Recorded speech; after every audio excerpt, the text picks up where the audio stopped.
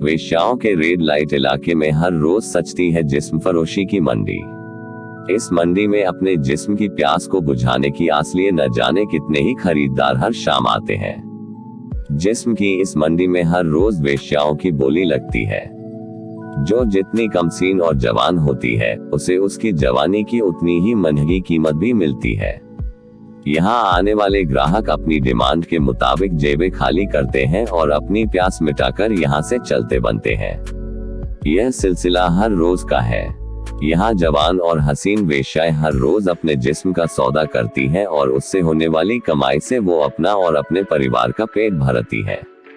जिस्म फरोशी के इस दलदल में फंसी वेश्याएं अपनी जवानी तो जिस्म का सौदा करके गुजार लेती है, लेकिन इन वेश्याओं के जीवन में एक दिन ऐसा भी आता है जब उनकी जवानी ढलने लगती है और वो बुढ़ापे की तरफ कदम बढ़ाने लगती है। लेकिन क्या आपने यह सोचा है कि जब बुढ़ापे में इनके जिस्म का कोई खरीदार नहीं मिलता तब ये कहाँ जाती है, या फिर अपनी जीविका चलाने के लिए क्या करती है? ज्यादातर वेश्याओं की यही कहानी है। जब उनकी जवानी ढलने लगती है तब उन्हें कोठे से बाहर का रास्ता दिखा दिया जाता है। जवानी में जिन वेश्याओं के जिस्म की महंगी बोली लगती है उनके जिस्म के लिए बुढ़ापे में कोई खरीदार नहीं मिलता। जवानी में जिस परिवार का पेट भरने के लिए एक वेश्या अपनी आबरू नीलाम कर देती है, बुढ़ापे में 2 रोटी के लिए भी वो अपने परिवार की मोहताज हो जाती है।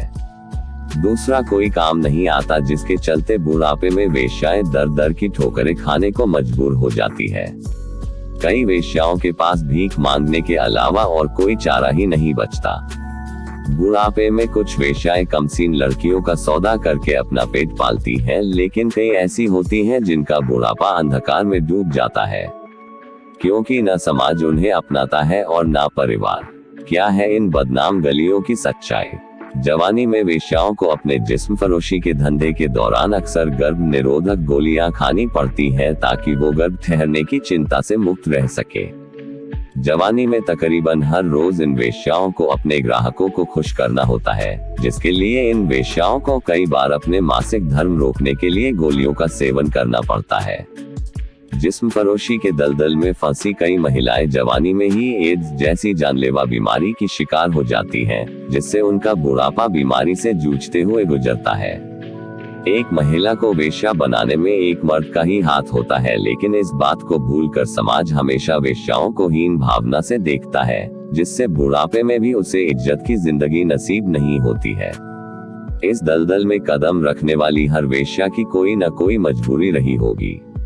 इन वेश्याओं की जवानी तो बार बार अपने ही जिस्म का सौदा करके आराम से कट जाती है, लेकिन बुढ़ापा कितने मुश्किलों से गुजरता है इसका दर्द एक वेश्या के अलावा और कोई नहीं जान सकता।